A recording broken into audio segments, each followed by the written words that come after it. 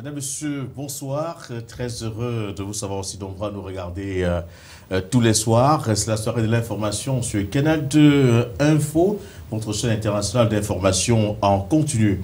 Ce soir, nous parlons de la présidentielle d'Haïti.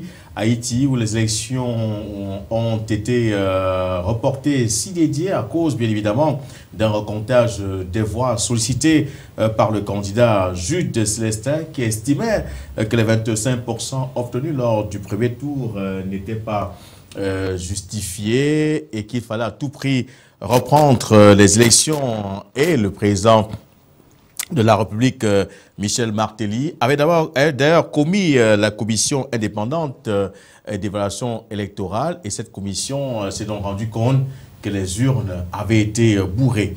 Nous parlons aussi de ce rapport de l'ONU vis-à-vis de l'Afrique, s'agissant bien évidemment des pays qui pourraient bénéficier en 2016 de l'aide. L'on parle de 21 pays qui pourront donc bénéficier de cette aide sur les 27 plans élaborés par l'ONU. Nous en parlerons également au cours de cette soirée de l'information. La Libye nous intéresse avec l'organisation État islamique qui s'est emparée des terminaux pétroliers de ce pays. Et pourtant, le ministre français de la Défense, Jean-Yves Le Drian, avait prévu cette figure qui aujourd'hui se précise en dépit bien évidemment de la mise sur pied de ce gouvernement d'union nationale qui est très attendu. Nous parlerons également d'autres sujets de la République démocratique du Congo avec Moïse Katumbi qui regagne officiellement l'opposition. Voilà donc pour les sujets, et pour développer, commenter, analyser Guy Fondop qui travaille pour Ouest Littoral. Bonsoir. Bonsoir Roger, bonsoir à tous les téléspectateurs. Bien entendu, à tous les téléspectateurs de Canal 2 Info. C'est avec le même plaisir que je suis encore là aujourd'hui pour commenter l'actualité. Alors, Falon de Tounia, bonsoir, habitué du plateau. Bonsoir, Roger. Et surtout, bonne année. Merci, bonne année. Alors, c'est une nouvelle année qui se profile, qui commence, et vous la placez sous quel signe? Sous le signe de l'accomplissement. Ah, le signe de l'accomplissement. On espère qu'au courant de cette année, tous vos projets vont aboutir pour que votre vœu puisse être exaucé. Alors, je voudrais qu'on commence tout de suite avec cette soirée de l'information, avec cette élection présidentielle à Haïti qui avait été reportée si dédiée parce que le candidat Jude Célestin avait refusé de participer, de prendre part au second tour de la présidentielle. Il estimait que les résultats n'étaient pas corrects, que les urnes avaient été bourrées, que les élections étaient truffées de nombreuses irrégularités. Aujourd'hui, la nouvelle commission indépendante d'évaluation électorale lui donne entièrement raison. Oui, la nouvelle commission indépendante lui donne entièrement raison. Mais il faut tout de même dire une chose, Roger, c'est que si Jude Célestin avait refusé le second tour, c'était parce qu'il sentait que, avec tout ce qui avait été fait au premier tour, sa victoire au second tour n'était pas assurée et que tout avait été mis en place pour une élection plutôt de Jovenel Moïse, qui est jusqu'ici considéré comme celui que le pouvoir actuel, dirigé par Michel Martelly, aurait choisi donc pour continuer à la tête de l'État.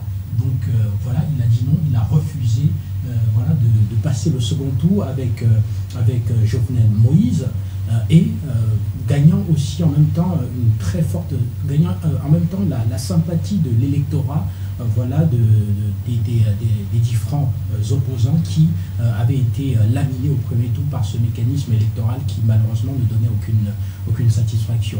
Bon, maintenant, pour ce qui est des irrégularités qui auraient été constatées, contrairement à ce que certains acteurs peuvent penser, de dire que ces irrégularités ont été l'apanage du pouvoir actuel, on peut dire que ce n'est pas littéralement le cas, parce que on voit surtout en ces irrégularités qu'il s'agit de beaucoup de problèmes de formation du personnel électoral. On peut d'ailleurs le voir par des manquements graves sur le remplissage des différents procès verbaux. On peut aussi le voir notamment sur l'identification même des électeurs, on peut donc dire ici, voilà, de prime abord, de prime abord, on ne peut pas trancher immédiatement sur ce que ce serait voilà, une orchestration du système du dirigeant actuel, Michel Martelly, pour que ce soit plutôt voilà, un candidat de son parti qui accède au pouvoir, ou alors quelqu'un qui l'aurait chapeauté lui-même. Disons plutôt que voilà, c'est un problème de malformation, voilà, du personnel électoral qui, malheureusement, n'a pas fait son travail.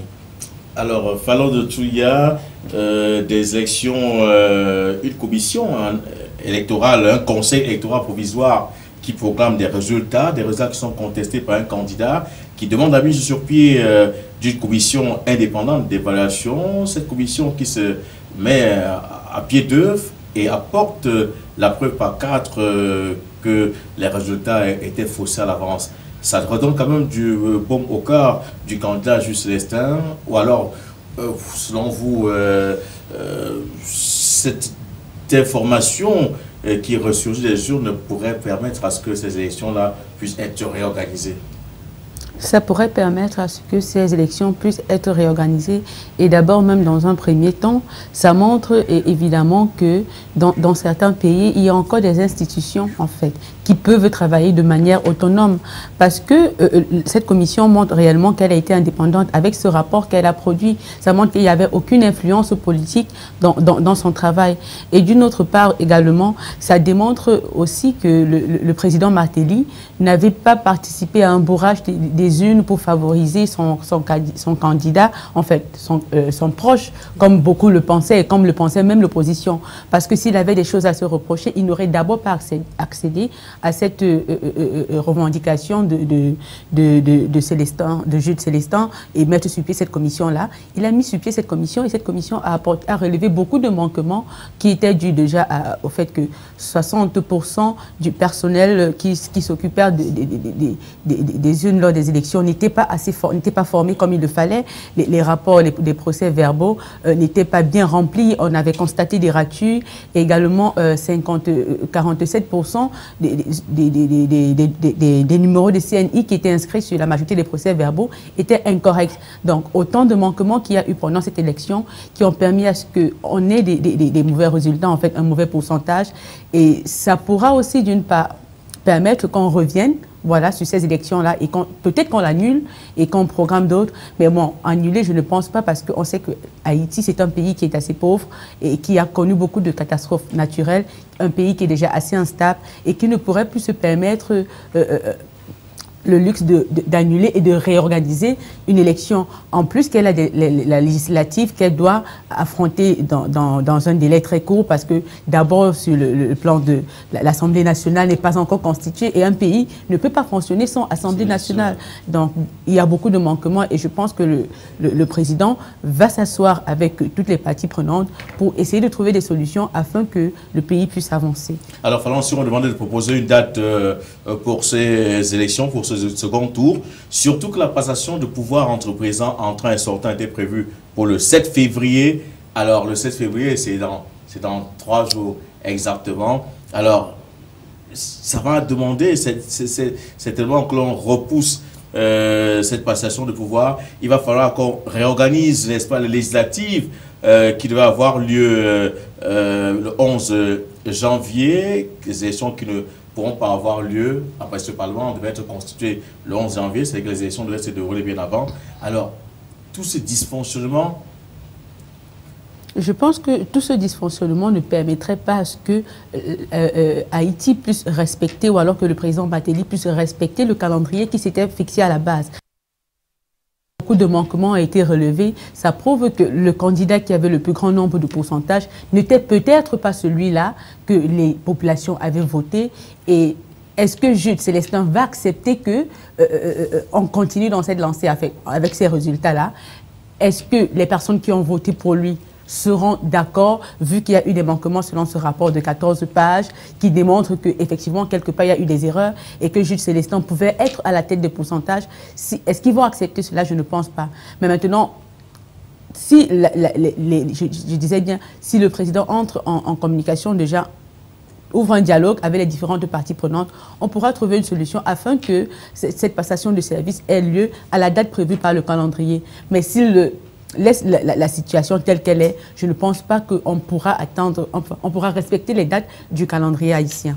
Alors, l'élection présidentielle, le premier tour était prévu le 25 octobre et les résultats sortis des urnes donnaient Jovenel Moïse vainqueur en tête, quoi, avec 32% de voix, suivi donc de Juste Célestin 25%, lui qui estimait avoir la sympathie de l'électorat. Les élections, les voix ont été recomptées et l'on se rend bien évidemment compte qu'il y a eu tellement d'irrégularités. Mais ce que je voulais vous poser comme question, Guy Fondop, c'est que voilà, un conseil électoral provisoire qui est l'organe chargé d'organiser ce scrutin, qui est incapable, c'est pas le seul cas pour Haïti. Il y a également en République centrafricaine, on a noté lors du référendum constitutionnel du 13 décembre dernier des irrégularités dues à la mauvaise formation des agents électoraux.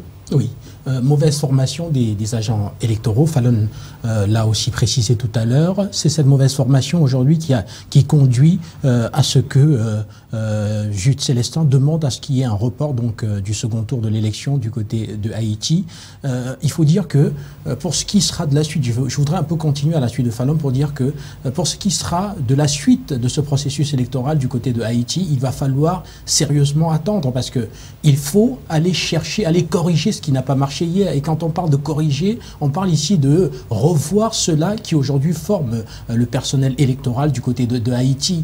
Et je puis vous rassurer, lui Roger, que ce n'est pas une question qui peut se régler en 1 ou 2 semaines. Il va falloir réellement soit former davantage ce personnel-là, soit procéder à un nouveau recrutement. Et ce sont des choses qui peuvent prendre certains délais. Donc c'est pourquoi il ne faudrait pas tout de suite penser à courir immédiatement vers ce second tour-là après, bien entendu, que le comité provisoire, après que ce comité provisoire qui a été mis sur pied donc, par le président haïtien, voilà, ait rendu son rapport constatant bien entendu les irrégularités telles que nous le mentionnons tout à l'heure. Donc je pense qu'il va falloir vraiment attendre et corriger tout depuis la base, soit par un nouveau recrutement, soit tout simplement par une formation beaucoup plus spécifique des personnes qui travaillent à la mise sur pied donc, du processus électoral.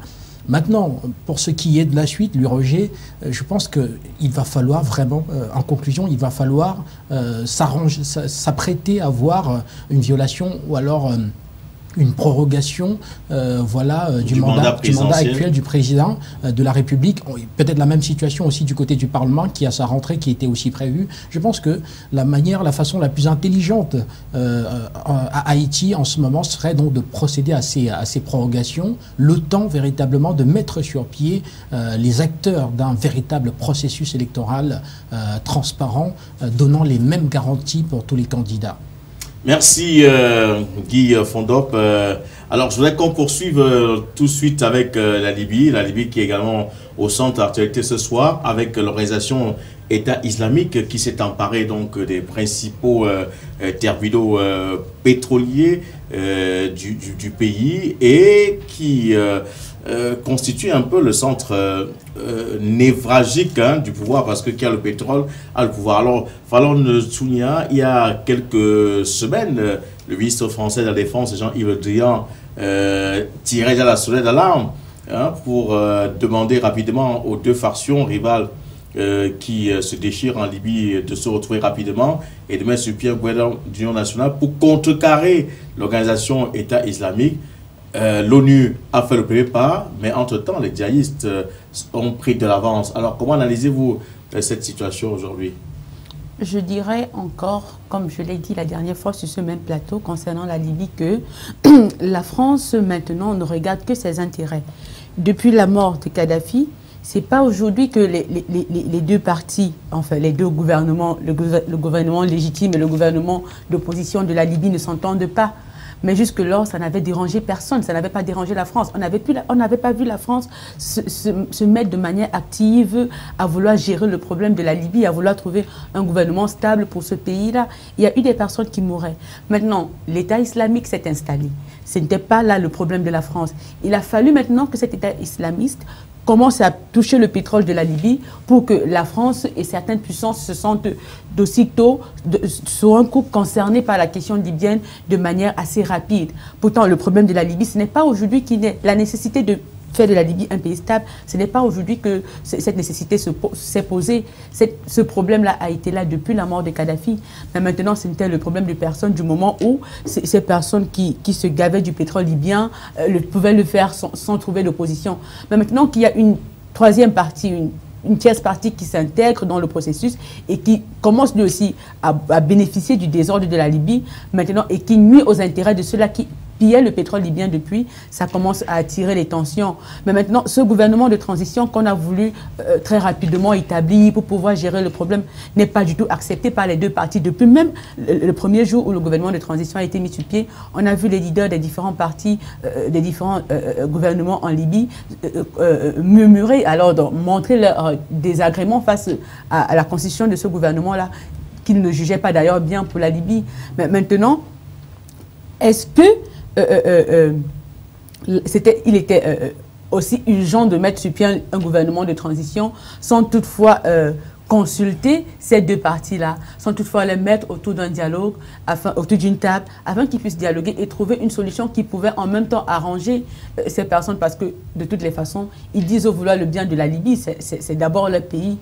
Mais maintenant, si ce gouvernement n'est là que pour combler, du moins verser de l'eau sur un feu à moitié, parce que l'intérêt ici, c'est de sauvegarder le pétrole libyen, qui est celui-là que certaines puissances pillent. Est-ce que ce gouvernement est là vraiment pour la question libyenne, est là vraiment pour le problème de la Libye? Est-ce que ce gouvernement de transition est là vraiment pour les populations libyennes qui meurent, qui n'ont pas de domicile, qui se font tuer? Je ne pense pas.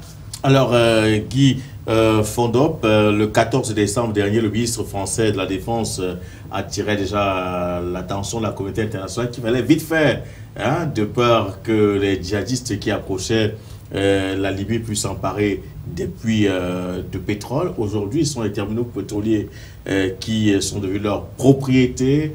Est-ce à dire que, quelque part, la communauté internationale n'a pas su anticiper pour régler la situation de crise qui prévalait en Libye?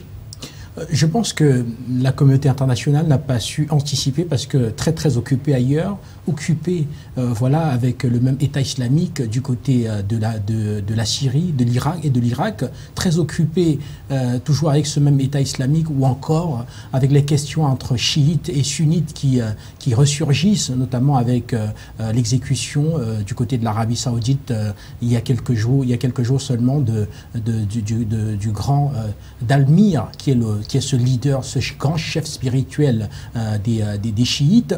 Je pense qu'ils ont été très occupés ailleurs et n'ont pas eu essentiellement le temps de se concentrer sur le cas de la Libye. Après, on a le ministre français on a Jean-Yves Le Drian, le ministre français de la Défense, qui a tiré la sonnette d'alarme, mais vraiment in extremis, parce que à ce moment-là, c'était déjà, l'État islamique avait déjà programmé son offensive, une offensive qui lui a permis très rapidement donc de prendre le contrôle voilà, de la ville, de prendre le contrôle donc de cette partie de la Libye qui est essentiellement très riche donc en ressources pétrolières. Voilà, je parle ici notamment de la ville de Ben Jawad qui est rapidement tombée dans leur escarcelle. Il y a aussi une autre ville très importante qui fait partie cette fois-ci de ce qu'on appelle le croissant pétrolier libyen, qui est constitué voilà, des villes comme Al-Sedra ou encore Ras Amouf ou encore voilà, Brega.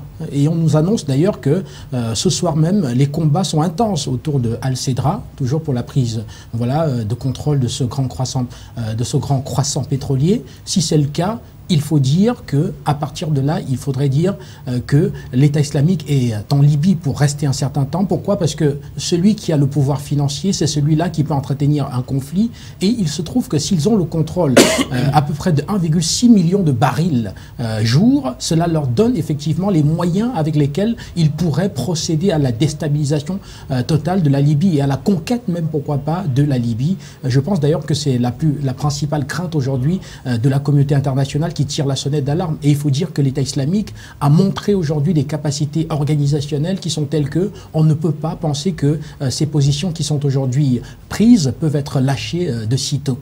Alors, Falon Dounia, est-ce qu'on ne pensait pas qu'avec cette guerre du pétrole, on assiste à une augmentation assez rapide du prix du baril, autant pour moi, qui ces derniers temps a chuté avec la baisse du prix des carburants qu'on a observé un peu partout dans certains pays? C'est vrai parce que déjà, entre-temps, le pétrole est entre les mains des islamistes. Mais maintenant, ceux-là qui gèrent le marché du pétrole ne peuvent plus entrer en possession d'un certain nombre de barils qu'ils avaient l'habitude d'avoir. Ce qui fait qu'ils ont moins de barils de pétrole et du coup, les coûts vont certainement augmenter, justement. Mais maintenant, revenons à ce que disait Guy tout à l'heure sur le fait que la communauté internationale ou alors l'ONU était très occupée à gérer certains conflits, disons en Arabie Saoudite. Je pense que c'est pas il y a 14 jours que ces personnes ont été exécutées, ce n'est que ce week-end. Alors, ça veut dire qu'entre-temps, ils avaient largement le temps de s'occuper de la question libyenne. On a vu la présence de Martin en Libye qui était, entre autres, assez désagréable parce que d'aucuns, durant la conférence de presse, disaient qu'il n'avait pas eu l'autorisation légale pour tenir cette conférence de presse. Lorsqu'on a remarqué qu'il y avait un petit dysfonctionnement entre lui et le gouvernement libyen, disons le gouvernement légitime en Libye, ça montre déjà que quelque part, la communauté internationale ou alors l'ONU avec quelques dysfonctionnements avec le pouvoir en place. Déjà dans un pays où on a deux gouvernements, un gouvernement reconnu, un gouvernement non reconnu, mais les deux s'autoproclament et puis ils travaillent de la même manière. Maintenant, l'autre a son État, l'autre a sa ville. Dans un pays, ça ne peut pas marcher. Et où était la communauté internationale, où était l'ONU depuis ce moment-là? C'est pas aujourd'hui, je dis, toute cette alarme a commencé dès que l'État islamique s'est emparé du pétrole. Et s'ils détiennent le pétrole, c'est évident que les prix du baril de pétrole montent. Parce que ceux-là qui gèrent le marché du pétrole, ils n'ont plus assez de barils pour pouvoir servir la demande sur le marché international. Oui, je ne suis pas tout à fait d'accord avec Falon parce que quand l'État islamique récupère le pétrole, ce n'est pas pour le vendre de manière conventionnelle. Donc, sur le marché... Alors, on fait quoi avec 1,8 million de barils jour? Ils feront exactement ce qu'ils ont fait du côté de la Syrie ou encore de l'Irak jusqu'à présent avec l'État islamique dans sa forme telle qu'on l'a connue. C'est un pétrole qui va être vendu plutôt au marché noir. Donc, officiellement, on n'aura pas une nouvelle arrivée sur le marché international. Donc, maintenant, on aura plutôt des pays qui auront tendance à ne plus demander certains produits pétroliers. Donc, en principe, cela contribue plutôt, à mon avis, à entretenir la baisse, oui. Comment entretenir la baisse plus que ça se passera plutôt dans le marché noir? Oui, je prends un exemple simple. Si vous êtes un pays comme la Turquie, si du coup vous ne demandez plus certains produits pétroliers sur les marchés conventionnels, cela va faire en sorte que ce que vous asséchétiez hier se retrouve en ballottage, tout simplement, et puis revienne à qui veut bien l'acheter. Et comme la demande n'est pas très forte et que l'offre se retrouve toujours supérieure, il se trouve donc que les cours vont continuer de baisser. Parce que le pétrole, parce que la demande de ces pays-là, parce que ce que offre l'État islamique, le contrôle des produits pétroliers par l'État islamique, n'est-ce pas, est un contrôle qui va servir plutôt le marché parallèle. Donc après, on ne sait pas exactement qui achète ces produits-là. Et donc, c'est pour cela que quand vous allez regarder ce qui se passe, le comportement du marché mondial, vous allez voir qu'il y aura plutôt une tendance qui sera que les pays qui y aient exprimé une certaine demande ne l'expriment plus parce que ravitaillés dans le noir. Donc tout de suite, il y aura toujours une grande quantité, une surquantité du marché international et les prix, bien entendu, ne pourront pas être revus. Espérons bien évidemment que ces deux analyses vont permettre à ce que nous puissions véritablement mieux comprendre cette situation. Si une baisse du prix du baril, cela nous fera tout plaisir. Mais s'il y a une hausse, c'est là où ça pourrait certainement favoriser une certaine catégorie de personnes. Oui. Oui, juste une petite chose. Pour qu'il y ait une hausse du baril, il faudrait que la demande, pour qu'il y ait une hausse du prix du baril, il faudrait que la demande soit supérieure à l'offre. Bien évidemment. Oui, et pour que la demande soit supérieure à l'offre, il faudrait que les pays augmentent, par exemple, leur quantité de production. Ce qui ne peut pas être le cas en ce moment parce que l'OPEP y veille véritablement, parce que sinon... Mais si l'OPEP veillait vraiment, c'est que les djihadistes ne sont pas emparés de ces terminaux pétroliers du côté de la Libye. Mais il faut dire que c'est qui constitue quand même un centre névralgique, sensible pour la Libye et surtout pour ce qui est... de l'exportation même de ce pétrole libyen. Nous sommes dans un contexte international global, nous sommes dans un contexte international qui est quand même très agité. Il y a déjà que le prix du baril est au plus faible aujourd'hui parce qu'il y a ce qu'on appelle le pétrole de schiste américain qui est rentré sur le marché international. Les États-Unis, on ne les attendait pas dans ce rôle-là, mais ils sont rentrés dans un rôle de producteur, ce qui a fragilisé bien entendu le marché avec cette offre-là qui a un coût très inférieur à ce que pratiquent certains pays comme l'Arabie Saoudite ou même le Cameroun. Donc il y a que le contexte international a été très marqué par plusieurs aspects. Il y a que l'État islamique même aujourd'hui qui est en train de prendre le contrôle de la Libye a été financé au départ par l'Arabie Saoudite qui pensait qu'en l'utilisant pour paralyser la production pétrolière des pays comme l'Irak ou encore comme la Syrie, cela devait permettre de réduire la quantité de l'offre au niveau international et faire en sorte que les prix repartent à la hausse. Mais sauf que ça n'a pas été le cas. Il y a eu l'entrée en vigueur, il y a eu l'arrivée sur le marché du pétrole de schiste américain avec aussi la vente parallèle, n'est-ce pas, de ces produits pétroliers-là par l'État islamique à des pays comme la Turquie ou encore à bien d'autres pays parce que les mers du monde sont vastes. Et donc, ce qui a fait qu'à la fin, l'effet attendu par l'Arabie Saoudite n'a pas été atteint. Donc aujourd'hui, on ne peut pas dire, lui, Roger, que le monde entier s'arrête à regarder l'État islamique. L'État islamique est comme une sorte de... de travailleur un peu fou qui désobéit à chaque fois. Donc quand vous lui donnez les pleins pouvoirs, vous vous dites qu'il va bien faire, mais à la fin, il fait toujours à son compte, parce que c'est ce qu'il faut le dire aujourd'hui. Et finalement, donc, l'État islamique échappe au contrôle de l'Arabie Saoudite, et qui a été son principal créateur, et donc aujourd'hui fait ce qu'elle a envie de faire, parce qu'elle a les moyens avec lesquels elle peut s'organiser. Merci Guy Fondop, merci également à Fallon déjà pour ces informations complémentaires. Je voudrais que nous parlions de la République démocratique du Congo avec Moïse Katumbi qui officiellement rejoint l'opposition à travers ce mouvement, le Front citoyen 2016. Alors l'ancien gouverneur du Katanga qui abandonne le pouvoir et se but dans l'opposition. Alors, est-ce pour se préparer pour la prochaine présidentielle, Fallon, ou alors c'est certainement pour empêcher le président Joseph Kabila de modifier la Constitution ou d'organiser des élections anticipées? Je ne pense pas que ce serait pour se présenter ou alors pour se préparer à la présidentielle, mais je vois plutôt empêcher le président Kabila de réviser ou alors de changer la Constitution.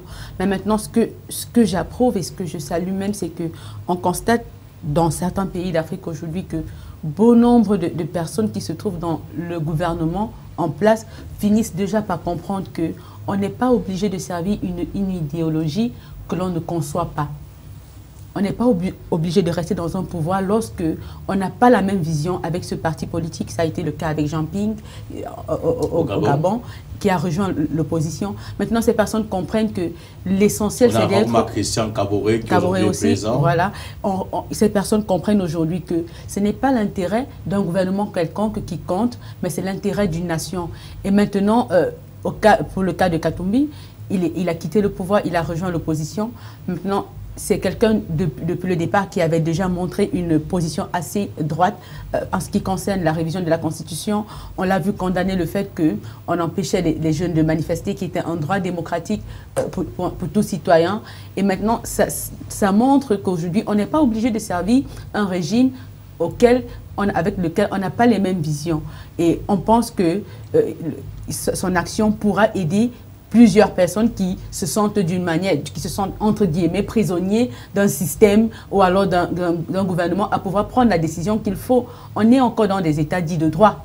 Et je pense qu'on a encore le droit de prendre des décisions lorsqu'on pense que ces décisions sont bien pour nous ou bien pour la nation. Alors, Guy Fondop, estimez-vous que le fait que Blaise Katumbi aujourd'hui retrouve l'opposition, c'est pour tracer une nouvelle voie pour la République démocratique du Congo, cette voie d'espérance, cette voie qui va permettre l'instauration d'une véritable démocratie? De toutes les façons, moi je suis plutôt un partisan de la réelle politique. Et la réelle politique ici ne voudrait pas que quelqu'un comme Katumbi s'engage comme ça, tout simplement parce qu'il est de droite, ou alors parce qu'il pense véritablement que la République démocratique du Congo peut devenir une très grande nation. Parce qu'un homme comme celui-là n'en a rien à foutre. C'est un multimilliardaire, c'est un maniaque du diamant et d'autres types de mines dont est riche la République démocratique du Congo. C'est un messieurs à qui le régime Kabila a tout donné. Donc c'est un messieurs qui en réalité ne peut espérer avec l'opposition qu'une accession au pouvoir. Parce que si ce n'est que les petites grâces et les faveurs, eh bien, il les avait déjà avec Kabila. C'est d'ailleurs pour cela qu'il est à la tête de cette fortune qu'on connaît aujourd'hui de lui. Donc je le vois essentiellement aujourd'hui comme quelqu'un qui s'organise pour conquérir le pouvoir par les urnes, bien entendu. Et aussi, je le vois comme étant le principal challenger voilà, du président actuel, parce que c'est l'homme qui, aujourd'hui, jouit de la plus grande sympathie après le président Kabila, donc il jouit de la plus grande sympathie de la part du peuple congolais, parce qu'on connaît ses exploits avec l'équipe de football au tout-puissant Mazembe.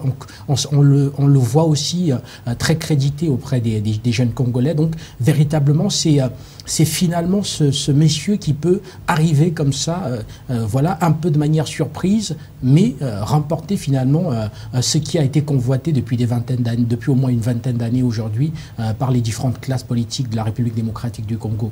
Alors, falloir partager cet avis que Moïse Katumbi est en train de préparer plutôt la voie royale qui mènera au pouvoir suprême, et non qu'il souhaitera accompagner l'opposition à trouver le candidat idéal pour cette magistrature suprême. Je ne partage pas du tout cet avis, et bien que je ne sache pas quelles sont ses intentions réelles, mais du moins, il s'est prononcé à vouloir faire en sorte que l'on ne change pas la Constitution. Mais maintenant, s'il veut préparer le chemin pour accéder à la magistrature suprême, je pense déjà qu'il sera un peu dans un premier temps difficile pour lui d'y parvenir, parce que entre-temps, certains Congolais le voient encore comme l'homme du système Kabila, et du coup, il n'incarne pas encore le personnage-là qu'on attend pour faire face à Kabila, parce qu'on pense que soit il est là pour distraire la population, et soit pour jouer le jeu. Justement pour jouer le jeu du politique qu'il est, mais maintenant, il ne sera pas possible pour lui d'avoir déjà le soutien du peuple, même si il est le président du club tout-puissant Mazembe. Je pense encore que les Congolais ne sont pas dupes. Il y a une différence entre le ludique, qui est le jeu, et la politique, et maintenant les revendications qu'ils ont à faire et ce qu'ils attendent du pouvoir en place, en fait, ce qu'ils attendent de leur gouvernement. Et je pense que si c'est là son intention, il fait fausse route, parce que dans un premier temps, le peuple congolais le voit encore comme celui-là qui a servi le pouvoir de Kabila, comme celui-là, l'homme du système de Kabila, pas celui-là qui incarne leur idéologie, pas celui-là qui incarne leurs revendications. Mais quand même, il y a une chose à noter dans le discours de Fallon, c'est que on a souvent le sport, ou alors le football est un facteur d'émulation, ce qui n'est pas nécessaire en termes de mobilisation politique. Donc vous pouvez trouver dans cette émulation-là des capacités ou alors des facteurs de mobilisation. Donc si aujourd'hui il jouit de la popularité qui est la sienne, voilà, c'est essentiellement parce qu'il a montré son dévouement, voilà, le partage d'un certain nombre de valeurs de progrès au sein de son pays, notamment par la bonne gouvernance de cette équipe de football, le tout-puissant Mazembe. Donc ce n'est pas un facteur qu'on va trouver ici négligeable. C'est un élément qui, en principe, qu'il a inscrit dans l'imagerie collective des Congolais. Et par là, il a montré, par la défense des intérêts de ce club, il a montré réellement qu'il pouvait être à un moment donné, voilà, un grand défenseur d'un certain nombre de valeurs, notamment des valeurs de progrès pour son pays. Et je pense que cela est non négligeable. Par la suite, est-ce que les gens vont rapidement faire la différence entre le Katumbi, qui hier était avec Joseph Kabila, et le Katumbi aujourd'hui qui se retrouve au sein de l'opposition? Il faut dire que oui, parce qu'il a su démissionner à temps. Quand vous quittez un système, cela voudrait dire que vous ne partagez plus les valeurs de ce système-là. Et puis après, il y a le discours qui va avec. Donc après ce discours, on retourne maintenant dans une situation où il a été lavé et où on lui demande maintenant de faire ses preuves après sa dernière toilette. Maintenant, s'il fait bien ces preuves-là, à un moment donné, on peut rapidement oublier ce qui s'est passé et donc lui donner la confiance. C'est le cas par exemple au Sénégal avec Macky Sall, il ne vient pas de nulle part. Abdoulaye Wade a été désavoué par le peuple sénégalais, mais Macky Sall, lui, n'a pas été désavoué. Et pourtant, il faisait partie du camp Wade depuis au moins une vingtaine d'années. Merci Guy Fondop, merci Falon Tchounia. Avec votre permission, je voudrais que nous parlions de ce rapport de l'ONU qui s'intéresse bien évidemment aux pays qui auront encore besoin de l'aide humanitaire en 2016. L'enveloppe, tenez-vous bien, est de l'ordre de 18 milliards d'euros. Alors cet argent va encore retourner en Afrique pour la grande partie, l'Afrique des guerres, l'Afrique bien évidemment avec sur le réchauffement climatique et ses conflits. Alors est-ce que cet argent-là ne pouvait pas servir à autre chose, Falon Tchounia, qu'à chaque fois d'apporter de l'aide à ces Africains qui ne veulent pas prendre leurs responsabilités, qui ne veulent pas gérer leurs problèmes, qui attendent toujours que toutes les solutions viennent de la communauté internationale? Cet argent pouvait bien évidemment servir à autre chose, mais l'Afrique a toujours la position de celui-là du continent-là qui ne veut pas travailler, du continent-là qui refuse d'avancer. Pourtant, il a le potentiel d'avancer. L'Afrique est le continent, lorsqu'on parle de guerre civile, elle est placée en première position et en tête des conflits parce que les gouvernements africains, certains gouvernements africains démontrent une volonté créate de ne pas vouloir avancer et de ne pas vouloir sortir de la pauvreté. On a des gouvernements qui avaient des moyens pour accéder au développement, mais qui ont trouvé des magouilles pour se retrouver dans l'initiative PPTE, donc, parce qu'ils avaient besoin qu'on leur donne de l'aide. Mais pourtant, ils ont le potentiel. L'Afrique est celui-là qui est le premier producteur de ressources premières, qui exporte ses ressources vers l'étranger. Pourquoi est-ce que l'Afrique a toujours besoin de dons? Pourtant, c'est lui qui, en grande partie, c'est lui qui fournit, c'est lui qui vend, c'est lui qui donne les matières premières. Mais maintenant, on a des manques d'infrastructures, on a des guerres civiles, on a des gouvernements qui sont entre autres légitimes et illégitimes parce qu'ils sont à terme de mandat, qui changent les constitutions pour continuer, pour caler au pouvoir, et des populations qui ne veulent pas, qui expriment leur ras-le-bol et qui sont toujours en train de détruire. Et pendant qu'on détruit, on n'est pas en train d'avancer, on est en train de rétrécir. Et ça fait en sorte qu'à chaque fois, au lieu qu'on parle des vraies questions, on est chaque année en train de revenir sur l'aide africaine. On est chaque année en train de revenir gérer les mêmes problèmes en Afrique. L'Afrique ne veut pas sortir du joug de la dette. L'Afrique est toujours là en train de se créer des problèmes. Pourtant, c'est un continent qui a le potentiel de réussir. C'est un continent qui a le potentiel de se développer et de pouvoir même être celui-là qui prête aux autres, de pouvoir être celui-là qui aide. Mais on ne sait pas pourquoi ces gouvernements ne veulent pas le bien de leur continent. Alors, ce rapport du Bureau de coordination des affaires humanitaires de l'ONU nous fait savoir que l'aide a même quadruplé parce que ce qu'on donne aujourd'hui, ce que l'Afrique devrait bénéficier aujourd'hui est 3 fois, 4 fois supérieur que ce qu'on donnait à ce même continent il y a aujourd'hui une dizaine d'années. Oui, et il faut dire qu'on est essentiellement dans la dynamique géopolitique internationale, je veux dire à travers ceux qui contrôlent cet appareil qu'est l'Organisation des Nations Unies. Parce qu'on sait très bien comment est-ce qu'on peut permettre au continent africain de sortir du sous-développement. Ce n'est pas en augmentant l'aide publique au développement. L'aide publique au développement En réalité, aujourd'hui, 18 milliards d'euros qui ne représentent rien. Ce n'est même pas le montant des différents mandats envoyés sur le sol africain par les migrants africains qui sont aux quatre coins du monde. Donc si, par exemple, on voulait absolument permettre à l'Afrique de sortir de son sous-développement, notamment par des injections d'argent liquide dans l'économie, on pourrait aujourd'hui stimuler plutôt l'immigration et permettre au continent d'envoyer davantage ses fils aux quatre coins du monde et de continuer dans l'élan qui est le leur en ce moment, parce qu'il faut rappeler qu'aujourd'hui, ils sont contributeurs de nos États à hauteur de près de 42 milliards d'euros tous les ans. Donc, au lieu par exemple de stimuler cela, faire en sorte qu'il y ait une libre circulation au niveau international pour qu'ils puissent avoir non seulement des transferts de fonds, mais aussi des transferts de technologies qui permettent à nos États de se structurer et de lancer leur tissu industriel ou alors de financer leurs projets de développement, comme c'est le cas dans les différentes familles de migrants.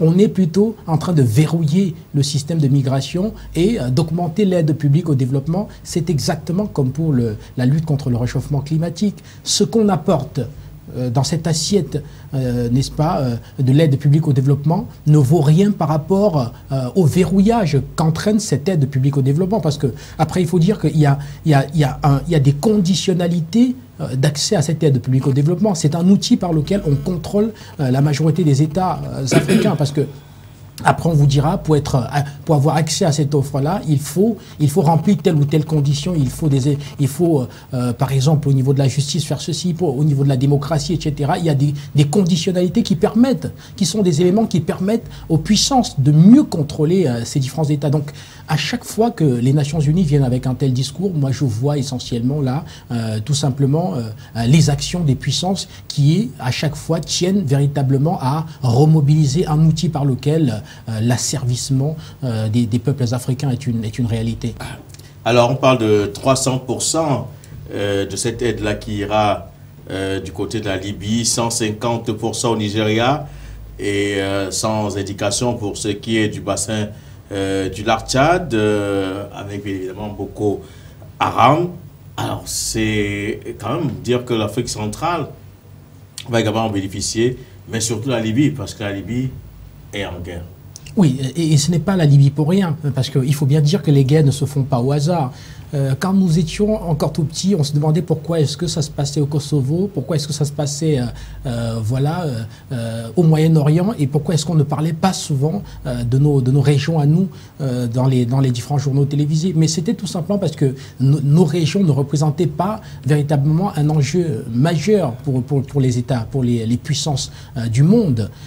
Aujourd'hui, ils s'organisent et accordent une grande part de leurs investissements à la Libye, parce que c'est en Libye aujourd'hui que l'avenir du pétrole se joue. La Libye, c'est quand même l'une des plus grandes réserves au monde. Donc, ils vont d'abord jouer de ce côté-là. Quand ils auront terminé, peut-être qu'ils viendront maintenant dans le bassin du lac Tchad, qui aujourd'hui, quand même, depuis un certain temps, ce n'est plus un secret pour qui que ce soit, est un véritable carrefour de grands gisements pétroliers. Mais sauf que ce sont des gisements qui sont situés très très loin des côtes et qui demandent un certain nombre d'investissements pour pouvoir les acheminer vers les différents ports, ce qui fait que tout de suite, l'intérêt n'est pas aussi grandissant que pour un pays comme la Libye qui, en même temps, en plus d'avoir toutes ses réserves pétrolières, a aussi un accès à la mer qui est pratique et donc permet rapidement de compter les premiers dollars dès le soir. Donc, lui, Roger, ce que je veux dire ici, c'est que n'attendons pas, nous attirerons l'attention des puissances au fur et à mesure qu'ils découvriront que nous serons le carrefour de leurs intérêts.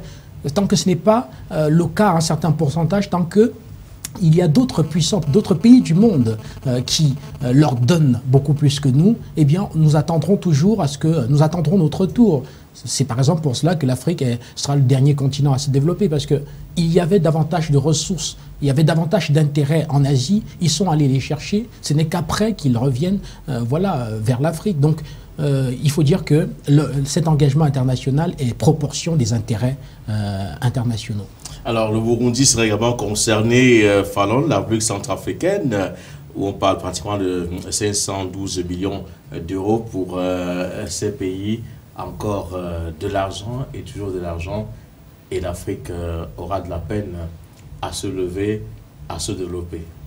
Encore de l'argent et toujours de l'argent. C'est vrai que l'Afrique aura de la peine à se développer. Mais comme disait Guy tout à l'heure, ces pays ne sont pas choisis au hasard. Ce sont des pays qui ont un intérêt économique assez énorme. Ce sont des pays, le Nigeria, le pétrole au Nigeria, c'est quand même énorme. En Libye, on parle du pétrole qui est entre les mains, plusieurs barils de pétrole qui est entre les mains de l'État islamique. Et entre-temps, quand tout ce pétrole a été découvert, comme par un coup de magie, hop, les guerres ont commencé. Et puis les conflits. Pourquoi dans ces pays qui ont d'énormes intérêts pour la communauté internationale, pour ces exploiteurs de pétrole, naissent toujours des conflits de je ne sais pas d'où. Et puis cet argent, c'est pour résoudre des conflits. Mais maintenant, au Burundi, le Burundi n'est pas un pays stable pour le moment et tout le monde le sait. Le Burundi a franchement besoin d'aide. La Centrafrique également. Mais maintenant, à qui est-ce que les conflits dans tous ces pays-là profitent? C'est la question qui restera posée. Merci madame, merci monsieur d'être venu ce soir. Le temps imparti à ce programme est arrivé à son terme. Retrouvons-nous demain matin à 9h15 pour la matière de l'information. D'ici là, ne quittez pas, le programme se poursuive.